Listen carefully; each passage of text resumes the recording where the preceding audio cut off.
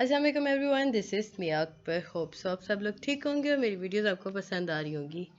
आज ही हम लोग एजुकेशन 411 का लेक्चर नंबर 2 कर रहे हैं। 1 हम कंप्लीट कर चुके थे। मुझे उम्मीद है कि आपको सारी चीज़ें क्लियर हो चुकी होंगी। तो चलिए जी अपनी वीडियो करते हैं स्टार्ट।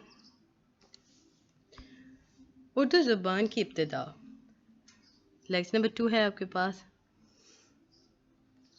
सबसे पहले हमें बताया जा रहा है कि उर्दू ज़ुबान जिसे हम दुनिया की पहली 3 बड़ी ज़ुबानों में से एक ज़ुबान उर्दू है, यानी कि हम कह सकते हैं कि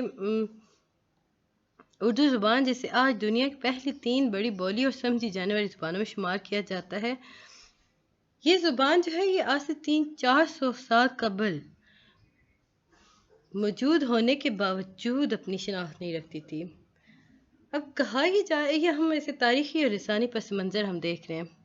इसमें कोई शक नहीं है कि उर्दू की तहवीज़ में मुसलमानों ने अपना नाकाबिल फरमोश हिस्सा डाला है। अहले इस्लाम से कबल बरसगीर में मुख्तलिफ बोलियों में ये ज़ुबान बोली जाती थी सूरत में तो अगर हम बात करते हैं तारीखी पस मंज़र की, हमारे सामने आता है कि मुसलमान बरसगीर में तीन अतराफ से आए, जैसे कि हमने लेक्चर नंबर 1 में काफ़ी डिटेल देखा।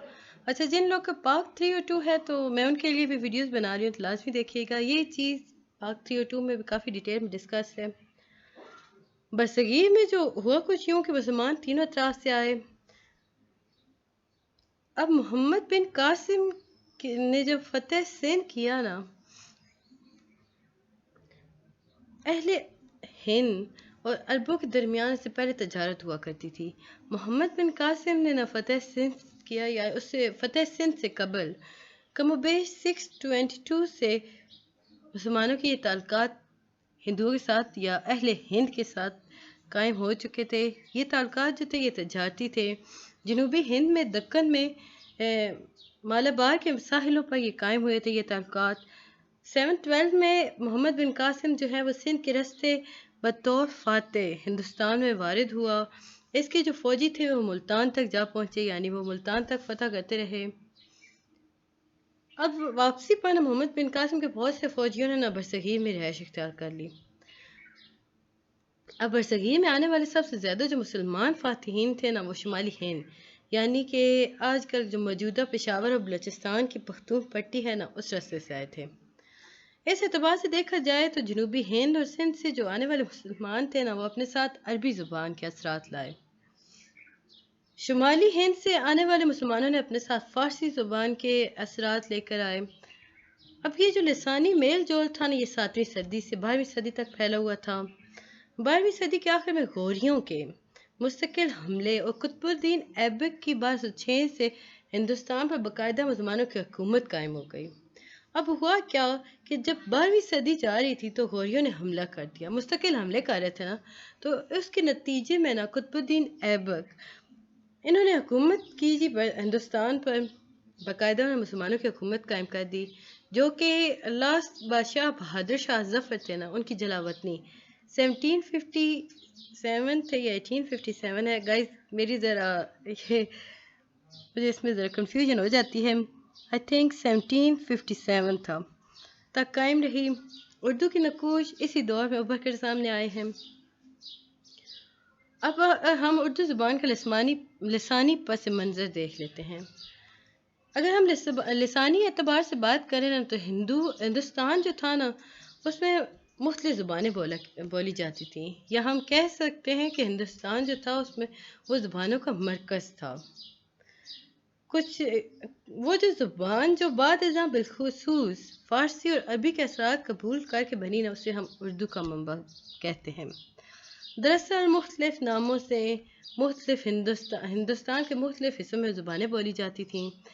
2500 साल कबल जब सिकंदर आज़म आए पोठारी खित्ते के अंदर, तो उस वक्त जब बोली जाने वाली ज़ुबान जो थी वो थी हिंद की, जिसे बाद हिंद को कहलाई।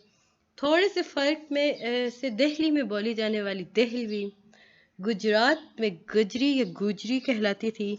ये वो ज़ुबानें थी جو کہ دکن تک پہنچی تو دکنی کہلائیں. کچھ مختلف الفاظ کے ملتی گئیں الفاظ میں بدلاؤ آتا کیا، جب وہ دکن تک پہنچی تو وہ دکنی کہلائیں. اب یہاں پر پہنچ کے نا اردو کے نقوش ابھرنے لگے، یعنی کہ فارسی کے اثرات کو سمیٹ کر اردو مولا کہلانے لگی. اردو جو تھی، یہ طے کرنا بہت مشکل ہے کہ جو موجودہ اردو کا لفظ اردو ہے نا، یہ کب پہلی بار استعمال ہوا تھا. ہم یہ نہیں کہہ سکتے کہ اردو کا پہلا لفظ کب استعمال ہوا تھا. اردو جو ہے اس کی اپنا جداگانہ تشخص قائم کر چکی تھی. لفظ اردو جو ہے اس کا معنی اگر ہم زبان کا لیں نا، تو زبان لینے سے پہلے اس کا معنی ہوا کرتا تھا لشکر، لشکر گاہ، بازار، ایسا اس کا مطلب ہوا کرتا تھا. محققین کی تحقیق کے یہ غلط ہورس ہو جاتا ہے.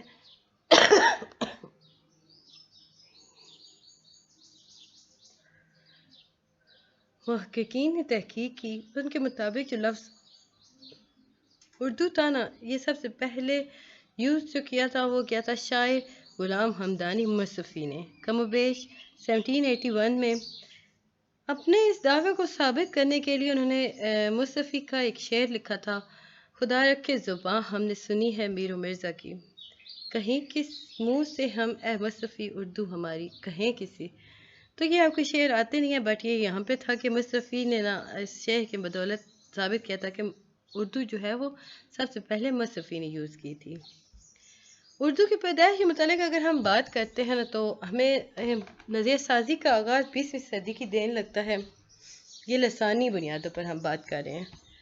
البتہ جب ہم اردو کو بات کرتے ہیں تو ادیبوں اور ابتدائی محققین کے بیانات کے اکارڈنگ اگر ہم دیکھیں نا، تو ہمارے سامنے سب سے پہلے جو آتا ہے میر امن دہلوی کا نام. میر امن دہلوی باغ و بہار. اب باغ و بہار کیا ہے؟ انہوں نے ایک قصہ لکھا تھا نا، فارسی داستان لکھی تھی، اس کا نام باغ و بہار تھا. یا یوں کر لیں کہ اگر میں اسے بہت سمپل کر دوں، میں کہوں گی کہ میر امن دہلوی جو تھے نا، انہوں نے فارسی داستان تھی قصہ چہار درویش، اس کا ترجمہ کیا تھا نا اردو میں، اسے باغ و بہار کا عنوان دیا تھا. یہی بات یہاں پر لکھی گئی ہے. فورٹ ولیم کالج کے تحت، اب کالج کا نام یاد رکھیے گا، فورٹ ولیم کالج. میر امن دہلوی نے نا معروف فارسی داستان قصہ چہار درویش کا باغ و بہار کے عنوان سے اردو ترجمہ کیا. اس دیبچے میں نا اردو کی پیدائش کے متعلق انہوں نے کہا کہ جب اکبر بادشاہ تخت پر بیٹھے، تب چاروں ملکوں سے قوم، قدردانی اور فیض رسانی اس خاندان لاسانی کی سن کر حضور میں آ کر جمع ہوئے. یعنی کہ ہوا کچھ یوں کہ جب اکبر بادشاہت پر فائز ہوئے نا، تو آس پاس کے ممالک سے نا لوگوں، جو پڑھے لکھے لوگ تھے، ادیب لوگ ہوا کرتے تھے، انہیں جب پتہ چلا کہ اکبر بادشاہ آگے ہیں، تو وہ اکبر بادشاہ کے دربار میں آئے. ہر کوئی جو تھا وہ اپنی الگ زبان بولا کرتا تھا. اب وہ لوگ سارے اکٹھے ہوئے تو انہوں نے آپس میں لین دین سٹارٹ کیا، سودا صرف کیا. اب وہ ایک دوسرے سے بات کرنے لگے. مختلف زبانوں کی وجہ سے انہیں سمجھ نہیں آتا تھا کیا کرے، تو اکبر بادشاہ نے اردو کو ایک زبان مقرر کر دیا کہ جو بھی بات کرے گا وہ اردو میں کرے گا.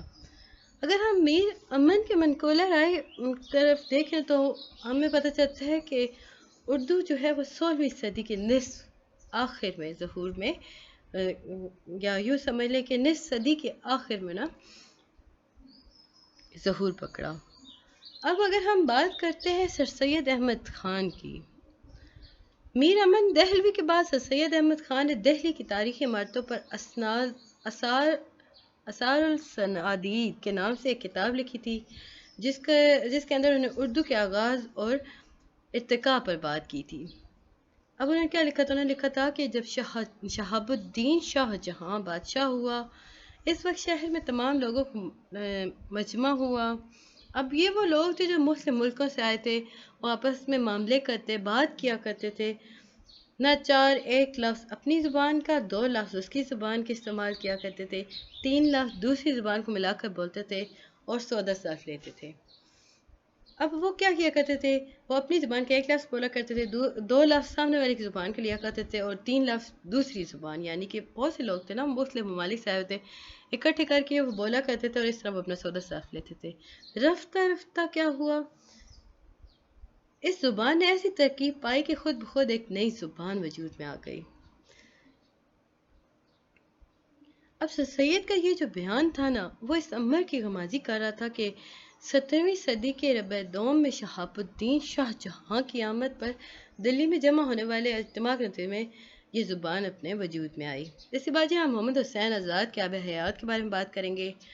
مولانا محمد حسین آزاد نے نا شعرائے اردو کا جدید تذکرہ مرتب کیا۔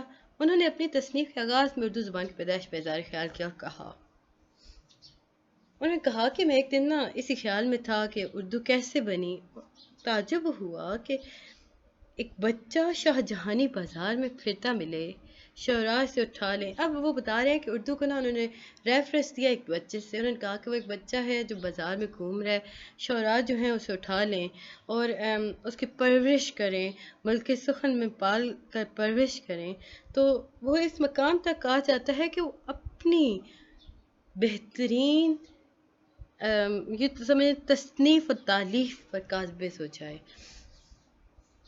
انہوں نے کہا کہ اردو جو تھی نا وہ ایک گھومتا ہوا بچہ تھی۔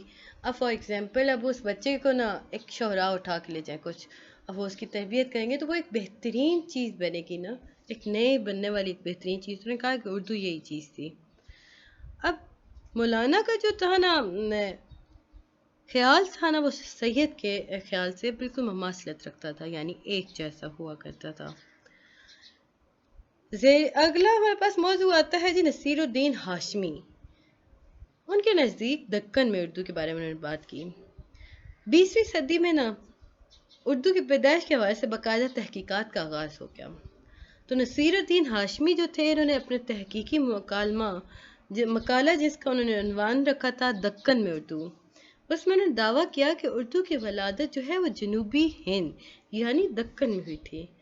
اب انہوں نے اپنے اس دعوے کی بنیاد عربوں کے اہل ہند سے تعلقات قرار دیا۔ انہوں نے کہا کہ دیکھیں جی، مالابار کے ساحلوں پر عربوں نے تجارت کے سلسلے میں آئے وہ لوگ، تو محمد بن قاسم جو فتح کیا سندھ کو، یہ 7ویں صدی کے آغاز کی بات ہے۔ اب وہ لوگ جب وہاں آ کے رہے تو ان کے پاس مختلف زبانیں تھیں، تو ان مختلف زبانوں کے مکس سے ایک مخلوط زبان بنی جسے ہم اردو کہتے ہیں، اور جس سے آپس میں بات کیا کرتے تھے۔ اب یہاں پہ ہمیں بتایا جا رہا ہے کہ یہ جو بات ہے نا، یہ درست تو ہے کہ عربوں کے تجارتی تعلقات اہل ہند سے سب سے پہلے اسی راستے سے ہوئے تھے، لیکن اب یہاں پہ آپ کو جو بات یاد رکھنی ہے وہ یہ ہے کہ دکنی زبان جو ہے وہ دراوڑی خاندان سے ہے۔ یاد رکھیں، دکنی زبان دراوڑی خاندان سے ہے، عربی سامیہ نسل زبان ہے، اردو کا آریائی خاندان سے منسوب کیا جاتا ہے۔ یعنی کہ ہمیں یہاں آگے کلیئر کر دیا گیا کہ جو دکنی زبان ہے وہ دراوڑی خاندان سے ہے، عربی جو ہے وہ سامی النسل زبان ہے، اور اردو جو ہے وہ آریائی خاندان سے منسوب کیا جاتا ہے۔ اس کے بعد ہی ہم آتے ہیں حافظ محمود شیرانی کے بارے میں۔ انہوں نے پنجاب میں اردو کے بارے میں ڈسکس کیا۔ نصیر الدین ہاشمی نے نا 5 سال بعد 27 یا 28 ہے، تو یہ آپ کریکٹ کر لیا کرے ڈیٹس، کیونکہ مجھے یہ والی کاؤنٹنگ نہیں آتی، میں انداز سے تو لگاتی رہتی ہوں بٹ مجھے وہ سمجھ نہیں آتا۔ 2 اور 4 کا مجھے آتا ہے، 2 اور 6 کا نہیں سمجھ آتا ڈفرینس۔ حافظ محمد شیرانی نے تاریخی لسانی بنیادوں پر یہ ثابت کیا کہ اردو کا مولد دراصل پنجاب ہے۔ اب انہوں نے اپنی کتاب تھی نا پنجاب میں اردو، انہوں نے اس میں دعویٰ کیا کہ جو تاریخی لحاظ سے اگر دیکھا جائے نا تو اردو جو ہے اس کی بنیادیں پنجاب سے ملتی ہیں۔ اب اس دعوے کو انہیں ثابت کیسے کیا؟ حافظ صاحب نے کہا کہ دیکھیں، اگر اردو کی پیدائش کو اگر ہم دیکھیں نا تو مسلمان اور اہل ہند کے آپسی تعلقات کی وجہ سے ہوئی، تو سب سے زیادہ حملہ آور جو تھے نا وہ شمالی ہند سے آئے، اور شمالی ہند میں کیا ہے؟ پنجاب ہے۔ اب وہ لوگ پنجاب میں آئے تو پنجابی بولی جاتی تھی وہاں پہ، تو یہ مخلوط زبان اپنے ساتھ لے کر آتے تھے عرب والے، تو وہ وہاں پہ رہ کے آپس میں گفتگو کیا کرتے تھے، تو اس نتیجے میں نا زبان وجود میں آئی جسے ہم اردو کہتے ہیں۔ حافظ صاحب کا اگر یہ دعویٰ ہم درست معلوم کر لینا، سمجھ لیں، تو ہمیں پتہ چلتا ہے کہ محمود غزنوی پنجاب کے راستے ہندوستان میں داخل ہوئے تھے۔ 1000 عیسوی میں ہونے والے ان حملوں کے نتیجے میں غزنی خاندان نے اپنے گورنر لاہور میں تعینات کیے تھے۔ یاد رکھیں، غزنی خاندان نے اپنے گورنر کو لاہور میں تعینات کیا تھا۔ اس کے بعد مختلف حملہ آور اسی راستے سے برصغیر میں وارد ہوتے رہے۔ بالآخر آئی تھنک 1206 میں قطب الدین ایبک نے دہلی میں باقاعدہ مسلمان حکومت کی بنیاد ڈالی۔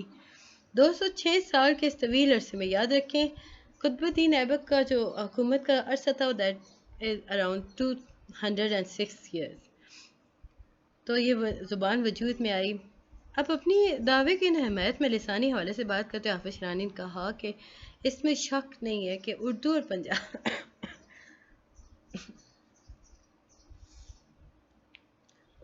پنجابی جو ہے وہ ہندوستان کی دیگر زبانوں کے مقابلے میں قریب ترین مماثلت ہے، یعنی کہ یہ مختلف زبانوں کا مکسچر ہے۔ پھر ہم آگے چلتے ہیں، سید سلمان ندوی کے بارے میں دیکھتے ہیں۔ 1939 میں سید سلمان ندوی نے نقوش سلمانی کے عنوان سے اپنے تحقیقاتی مقالات کا مجموعہ شائع کیا تھا، جس میں انہوں نے اردو کی پیدائش پر کافی زیادہ بات کی۔ انہوں نے کہا کہ اردو جو ہے وہ مخلوط زبان ہے، جس میں سندھ، گجرات اور دکن، پنجاب، بنگال ہر جگہ کی زبان ہے، صوبہ وار زبانوں سے مل کر ہر صوبے میں الگ الگ پیدا ہوئی ہے۔ مطلب انہوں نے کہا کہ یہ مکسچر ہے جی ان ساری چیزوں کا۔ ڈاکٹر شوکت سبزواری نے اردو زبان کے ارتقاء میں دعویٰ کیا تھا کہ ان کے نزدیک قیاس کیا جا سکتا ہے کہ اردو میرٹھ اور اس کے نواح میں بولی جاتی ہے۔ پالی اس کی ترقی یافتہ معیاری شکل ہے۔ اردو اور پالی منبع ایک ہے۔ اگر ہم اردو اور پالی زبان کا منبع ایک ہے یا نہیں اس بات کو بھول جائیں تو سوال یہ پیدا ہوتا ہے کہ کیا میرٹھ کے نواح میں بولنے جانے والی زبان موجودہ اردو سے مماثلت رکھتی ہے؟